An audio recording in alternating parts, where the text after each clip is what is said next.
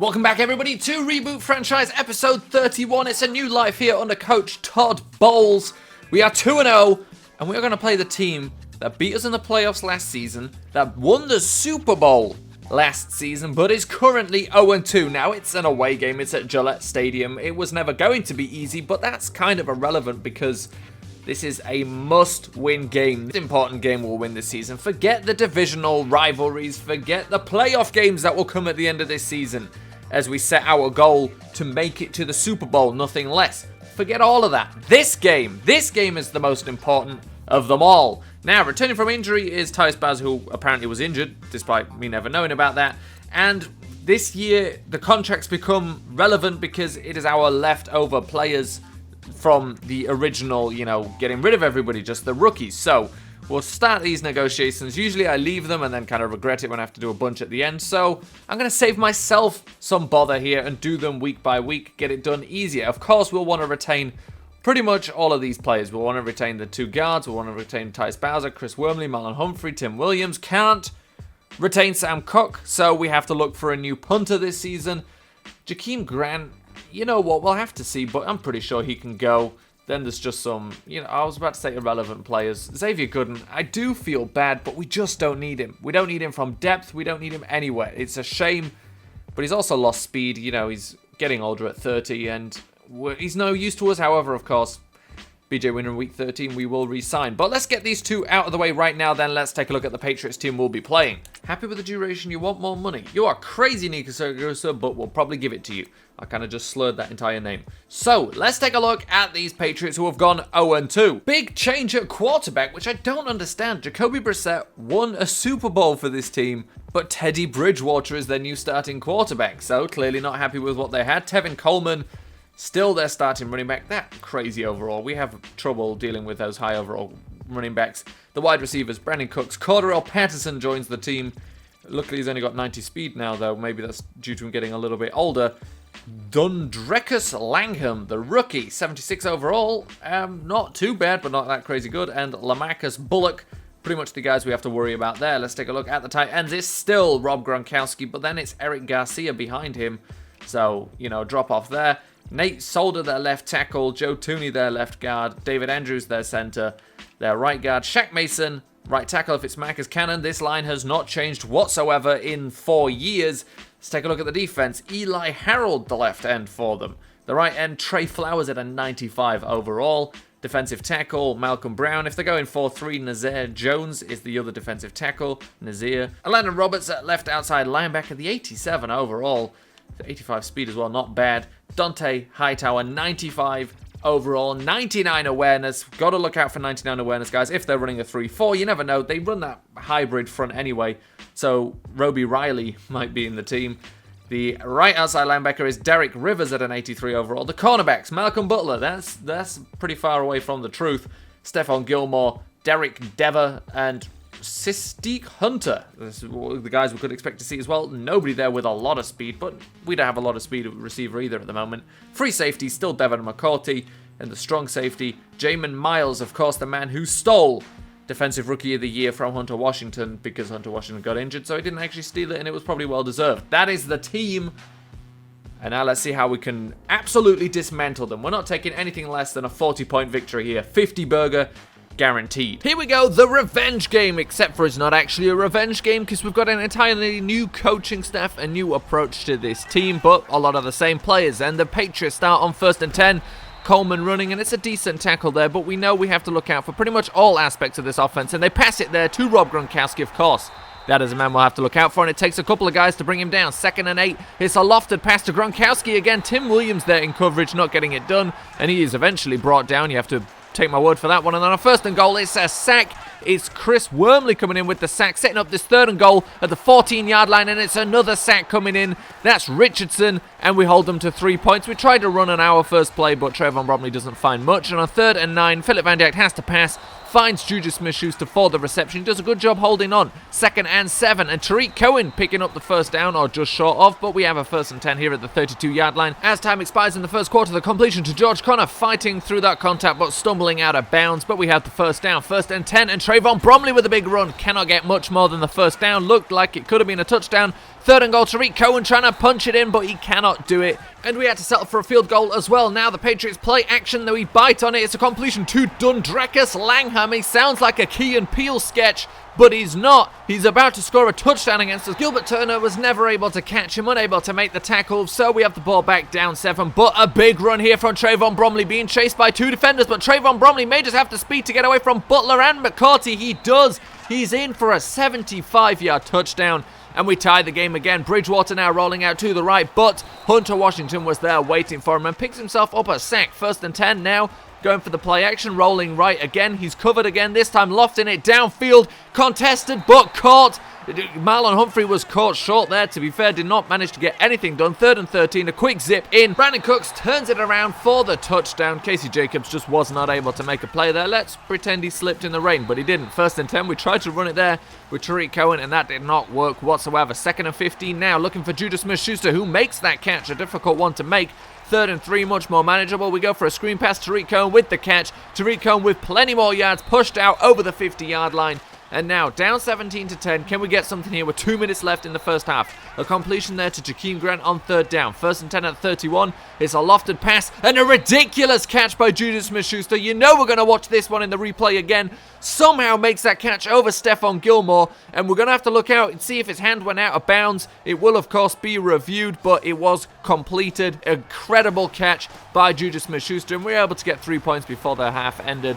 But that was all. But we do start with the ball again, so down 17-13. But a chance here to get ahead if we get a touchdown. A nice completion there to Kurt Weeks for a big first down. Finally tackled by Dante Hightower. 2nd and 4. Looking again for Juju Smith-Schuster. He's been a big part of this game plan so far, and he gets himself a touchdown here. We're up 20-17. And now can the defense step up? We don't step up on that play. Hardwick finally bringing down Gronkowski after a big first down. 3rd and 9. Chance to get him off the field. Bridgewater rolling out to the left, but he is not stopped. He gets rid of the ball, but the flag there, and he wasn't caught anyway. The flag was for a pass over the line of scrimmage, and what just happened there? Who knows what just happened there? We'll watch the replay, but it doesn't explain. Tariq Cohen just bouncing around the place, lost the ball immediately. It was never supposed to. I have no idea what happened. He dives, loses the ball. The Patriots recover. They have the ball here, 3-yard line. Get it in for the touchdown. Brandon Cooks with his 2nd of the game. 2nd and 3. We go play action here. Van Dyke rolling out to the right. Got plenty of time to think about this. Sets his feet, passes the ball, and probably picks up about 10 more yards than he would have done if he'd ran it and had to get round to Landon Roberts. 2nd and 20. Now we're in trouble, and a sack makes it even worse. 3rd and 31. Van Dyke looking to pass. Gets it to George Connor. We didn't have to try and force anything. We did set up a field goal attempt, which was hooked wide right, but had the distance. So we're still down 4 points right now, 24-20, but Bridgewater there, not able to find anyone, rolls back round inside and gets sacked. 3rd and 12 now, Tim Williams in pursuit, and he is able to bring him down. Another sack there. 2nd and 10 for our offense now, and it's not a completed pass. It wasn't put out far enough for Juju Smith-Schuster, and Stephon Gilmore was able to catch him. 3rd and 10 now for Van Dyke. Is able to find Kurt Weeks, toes in bounds. We get the first down. 2nd and 10 at the 29-yard line, and a pass there just overshoots the receiver. 3rd and 10, it's a screen pass we're looking for. Trayvon Bromley, however, is immediately tackled by Devin McCourty, who just managed to get through the line. 1st and 10 for the Patriots. Bridgewater sacked right around the 20-yard line by Tyus Bowser. 3rd and 14 at the 25-yard line now, and he's rolling to the right, looking to run for it. He ends up sliding here, so they do punt it away. We have 2 minutes left in this game. 2nd and 9, down by 1 point, and a completion to George Connor as the 2-minute warning hits. 1st and 10, we go for a handoff to George Connor as well, and he's looking to make a spin move here. He does that so well, picks up the first down. Connor making this happen right now. We get another field goal. We're up 2 points, but 50 seconds left in this game. The Patriots looking to move it downfield. 3rd and 13, gets the completion for the first down. Cordarrelle Patterson just picking up that first down. 2nd and 10, 20 seconds left. Bridgewater rolling to the right, looking to pass, finds his man, but Gronkowski couldn't make the catch before his feet went out of bounds. 3rd and 10 now, 14 seconds left. Completion to Rob Gronkowski. 4th and 2, going for it. Coleman is stopped. We win the game. So before the game, I was obviously talking big, you know, 50 burger, 40-point difference. But at the end of the day, it doesn't actually matter what the scoreline was. It mattered that we won, and we did it. And we did it behind some very good performances, to be fair. The game was close, but it wasn't because we were doing bad anywhere. Philip Van Dijk, he did miss a couple of passes in this one, but still completed 70% of them for 283 yards and a touchdown. That is, of course, steps in the right direction. Rushing, Trayvon Bromley, 16 for 150 yards and a touchdown. Tariq Cohen ended up with negative yards again, and a fumble, which can be explained by nobody. George Connor continues adding a couple of runs. Being able to use him on that play is just incredible. He is so fast. He is so elusive. It's great to be able to use him like that. It's, you know, props to the offensive system because, wow, it makes a difference. Juju Smith-Schuster, 5 for 97, a touchdown, and some big-time catches as well. George Connor, 4 for 73. Kurt Weeks, 4 for 67. Big catch at the sideline as well, keeping his feet in bounds. And Tariq going to 3 for 29. Shaquem Grant, also with one catch. Let's take a look at the defense. And our linebacker leads us out. Hunter Washington with 8 tackles, 5 for a different caster, guys. A bit of a surprise there. Let's take a look at the sacks, because they came in handy today. 2 for Tyce Bowser, 2 for Mike Richardson, 2 for Hunter Washington, 1 for Chris Wormley, 1 for Tim Williams. No interceptions. Did we get a turnover? I seem to remember. No, we didn't. That's why the game was close. We've had better wins. Then again, our first game wasn't that great either. Point is, we got it done, and the defense got it done in the end. Of course, the main man will be all the way down here. I don't know if he had a single other play. 1 tackle, but Brandon Moore was all over that play, and he pretty much won this game for us. Someone else was in there as well, because actually it was an assist, but he did it. So here we go after that game. Now, we needed to win, and that we won, making us 3-0. Let's scout some college players. Now, this is, of course, a different thing now. The only chance of us getting any worthwhile picks isn't even this year, and it's trading someone like DeMarcus Parker. So scouting is very important here, because we need to absolutely find those hidden gems. So as we take a look here, could be the year of the cornerback, which, you know, means we won't be able to get the good one, because how are we going to trade up? Of course, we can sucker a team like the Giants into a bad trade again, but in terms of what we want position-wise, doesn't really matter, except for the fact we're not going to scout quarterbacks, because Philip Van Dijk, you can see him developing right in front of our very eyes. He's already an 85 overall. We don't need a quarterback, so that saves us points. Outside linebackers, I do want to look at for depth and potentially a new starter. You never know. And now, you know, let's start here at the left outside linebacker position, where we're looking for B or better in either block shedding or power moves, and then B minus or better in either tackling, block shedding, power moves, or pursuit, as long as, of course, the first one of the B is already satisfied. So that one's easy enough, because we can just go through this way. We've got ourselves at least one guy we may draft, and it's in the 5th round. That's great. So here we are, week 4. We can renegotiate Nico Saragusa's contract. We just needed to offer him a little bit more money. And the 3-0 Browns. The Browns now under the stewardship of Sean Payton, who, of course, is going to be the weirdest way that we'll see a fire sale franchise participant returning to us. Fight for supremacy. There they are. Look, there's Sean Payton. That'll be an interesting game. Let's figure out this contract situation quickly. There we go. We offered him a little bit more money. We also asked him to stay for 5 years. That is it done. Now let's see what else we've got to do here. Nothing, really, apart from look out of this Browns team. Our bye week's going to be in week 5. That's earlier than usual. Usually I like to get the perfect one right there in week 9, but we're not going to get that this year. Let's take a look at the Browns. Who knows what they look like now? We know their quarterback's Cooper Maddox and is getting better and better every year, but the other positions have been changing a decent amount. So there he is, Cooper Maddox, the 89 overall player, but 82 overall, Deshaun Kaiser right behind him, but he's got the speed, he's got everything, Cooper Maddox. Maybe we should have picked him up, but we didn't. We just didn't think we needed him at the time, or I think we picked someone else. I don't remember. They've got good running backs. Isaiah Crowell, the 92 overall. DeMarco Murray behind him, 88 overall. Neither of them too fast, but that doesn't really matter because our linebackers are both slower than them. So, really, what does that make a difference, how fast they are? Parrish Rowland, a rookie at fullback. The wide receivers, Corey Coleman, Joseph McAfee, who I remember seeing, and I think we wanted to pick up, just didn't get a chance. Yeah, out of Pittsburgh. Deshaun Jackson on the team, and Tajay Sharp as well. The tight ends, Wyatt, 78 overall, 30 a player, then Griffin Lentz. So the tight ends, not too much, which is great because two of our best players, our safeties, usually get put up against them. And, you know, Rashad Peters can lock down guys like Travis Kelce and Rob Gronkowski, he won't have a problem with Wyatt Favre, I know that much. Left tackle, Rod Johnson. Joel Bitonio, the left guard. The center, JC Tretter. The right guard, Kevin Zeitler. And right tackle, Cameron Irving. So not too much has changed on that team. Of course, Joe Thomas no longer there. Emmanuel Ogbah, the left end. The right end, Myles Garrett. Now, of course, we know Sean Payton is the head coach, so we know they'll be running a 4-3. Myles Garrett, still that 99 overall. That awareness is what worries me with those guys. 99 awareness, he'll be right in the right places the whole time. Defensive tackles, Danny Shelton and Xavier Cooper. Let's take a look at the outside linebackers, Jamie Collins. Inside linebacker, Christian Kirksey. A waste of Reggie Ragland there because they only run that 4-3 now. And Stephen George, a rookie, 82 overall out of Stanford. Cornerbacks, rookie Joseph Qualis. And, well, that's a shame. I think I remember them picking him. He was like one of the top 4 picks and, of course, was gone before we had a pick anyway, but I did kind of think about him. I remember him now. He was the top-rated guy, and he's good. Look at that. Man coverage, 87. Zone coverage, 85. Press, 81. 90 speed is just good enough. Xavier Howard, Quinton Rowlands, Jamal Rowland, not great behind them, really. Ego Anthony, free safety, third-year player, 83 overall. And the strong safety, Jabril Peppers, 85 overall.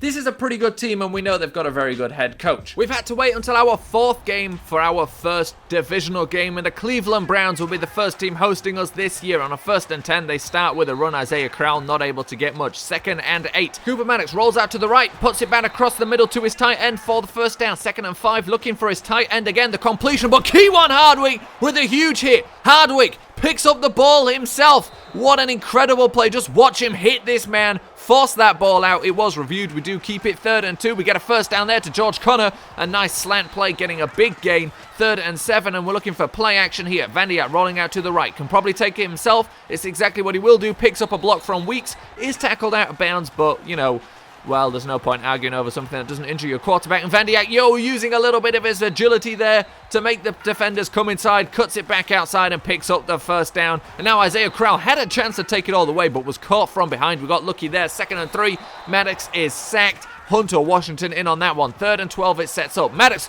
somehow manages to squeeze through there. Players were coming in, but he gets out, spins away from that contact, and is finally tackled. Once he gets over the 30-yard line, we're able to stop him. They only get a field goal. And on 2nd and 5, we pick up a first down pass into Trayvon Bromley. We don't do that too often, but it's also not too bad when we do. 1st and 10, completion there to DeMarcus Parker, who fights off the first man, is tackled by 2 guys later on. 2nd and 4 now, Van Diak dropping back to pass again, and Myles Garrett coming and getting him. No one was open, and Myles Garrett had enough time to get off the tackle filer, and he comes again, Garrett, on 3rd and 16, forcing us to punt away. 3rd and 11, and Maddox is sacked. They have to punt out of their own end zone to the 6-yard line. Ashley Stokes, dangerous we know, and he's already got a short field. Over the 50-yard line now, looking to get around to the left. There's a couple of guys there. What is he going to do? He's trying to do something, of course. He could have done with a couple more blocks, but it's still a great return. From the 21-yard line, the completion there to Ashley Stokes. Manages to stay in bounds and avoid the man covering him and gets the first down. 1st and 10, Van Diak again, sacked by Myles Garrett. Filer cannot contain him, and 3rd and 29. Forces one. 4th game of the season. It's the first time that Van Diak just forces one. Just wanted that first down. Should have just tried to get into field goal range. But we have the ball back here. 2nd and 1. Trayvon Bromley now running. Trayvon Bromley has got one man to beat here, maybe. He goes with the juke move. Gets around the outside of him. He's going again down the field. May get caught. No, he won't. Gets into the end zone for the touchdown. A great run by Trayvon Bromley. And now they tried to go for a screen here, but Rashad Peters will not be fooled by a screen and was there straight away. 3rd and 4, stopped again. An injury timeout there for a Browns player. 4th and 2, they tried to go for it, but we get the ball. 1st and 10. Van Diak again sacked by Myles Garrett. Filer cannot do a thing against him. 2nd and 22. This time is sacked again by Myles Garrett. Looked like it was going to be Emmanuel Ogbah, but it wasn't. 3rd and 34, and this time we tried to squeeze it again, but he was open that time, Ashley Stokes. 1st and 10, it's a completion there for the Browns, and not just a completion, he somehow managed to get away from the defenders and get a lot more. 3rd and 1, a short completion they need here, and Cooper Maddox rolling around again and is sacked because he just couldn't find an open receiver. The coverage was good, and he didn't know what else to do. They go for it on 4th and 5, another 4th down attempt. This time they do get it successfully, and Isaiah Crowell was just the check down option, but he gets a lot more than just the check down yards. He gets the first down and some on a 3rd and 6. Cooper Maddox rolling again, doesn't complete, and Hunter Washington is there to pick it off on the rebound. That will close this game out pretty much, although we were already pretty comfortable with the victory. Trayvon Bromley closing in on 200 yards now as we run out the clock. He may be able to get it on this play here, and that will be good enough. My goodness, was that a game? It certainly wasn't a passing game. I can already guess who should have Defensive Player of the Week this week, because Myles Garrett, 6 sacks. That says a lot about him, but it also says a lot about our offensive line. But let's see. I mean, on 9 drop, that's the craziest thing. Well, it's not 9 dropbacks, is it? But as in, we only had 9 attempts outside of those 6 sacks, and Myles Garrett wasn't the only guy sacking us either. We probably had about as many actual pass attempts as times we were sacked, and that, of course, makes up all of our dropbacks. It's a bit of a shame because he'd been playing so cleanly that he has 1 interception, no touchdowns this game, only 68 yards. But, we won the game 17-3. It was a comfortable victory, and rushing, this is why. 200 yards for Trayvon Bromley. He picked up a whole bunch just running out the clock, got some good plays out of that and ends up getting over the 200 mark. Philip Van Dijk got 50 yards on 6 attempts, both of them with touchdowns. Nothing else here really for anybody else. We did try to get Connor going again, but he just was able to get back to the line of scrimmage on his 1 attempt. Receiving, Ashley Stokes had the most catches and yards in this game. Of course, the big thing is Juju Smith-Schuster was injured in this game. Did it make a difference to our passing game?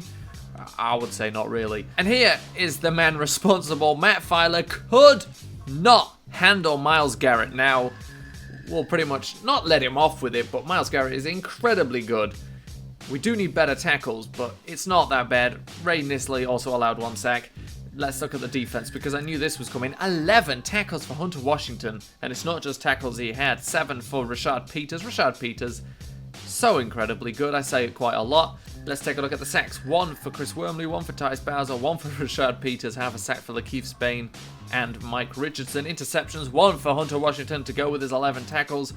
Pretty sure we had a forced fumble. Yes, we did. Keywan Hardwick, who recovered it himself. So, 2 turnovers. We win the game 17-3, despite the fact we also gave away 1 turnover. Nothing worth looking here. Kicking, returning, punting, whatever.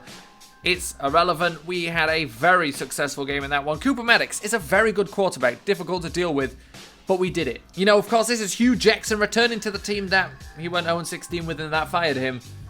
But he showed them that maybe they should have just hired him as an offensive coordinator. So I just finished the outside linebackers, but didn't have the microphone turned on as I was recording it. So we did find 1 more outside linebacker here. Antonio Mann, the B power moves, the B- tackle is good enough. Right outside linebacker is different. They need to have B+ in tackle, block shedding, or finesse moves, and then a B- in any of those 3 as well. And there's only 1 guy currently with a B+ in anything. But it was also then a B tackle, B- hit power. Adrian Robinson goes onto the list. Well, actually, it's not a list, it's a board. But let's advance the week here to the bye week. Warren Sanborn has been cleared, and apparently Nico Siragusa, who also wasn't injured, just like Tyus Bowser, is back from injury, which is fantastic. Won't be using Warren Sanborn. We're pretty happy here. Bruce, not a bad center. Terrible right tackle. Not a bad center. That's really, we pulled a Seahawks move there, trying to make people play in ridiculous positions along the line. It didn't work out, but he's a good center and a great backup to have pretty much probably for all these 3 positions. Just not quite cut out for the right tackle life. I thought if any tackle position, right tackle maybe, but we saw last season that is not the case. Obviously, all I want to quickly do is take a look at players of the week. I don't look at them often enough. Usually, I'll see in the news if we're there. Also, I'll take a look at the news for draft stuff. Yeah, like I said, couldn't be surprised to see Myles Garrett there. A bit annoying that he got it against us. Let's take a look at the news. So nothing big here, but let's see. Sanchez Gregory doing badly, so it's just someone we don't need to look at. We did just look at linebackers, but he must be an inside guy because I don't remember him, or he doesn't have a good enough scouting result for us, so it doesn't matter. Anyway, that is it for this episode. Obviously, next week we can look at who will be playing. It's the Redskins. I won't go there straight away because of the scouting, of course. And, of course, we've got to negotiate 2 more contracts. Tyus Bowser, and if I remember correctly, no, I don't remember.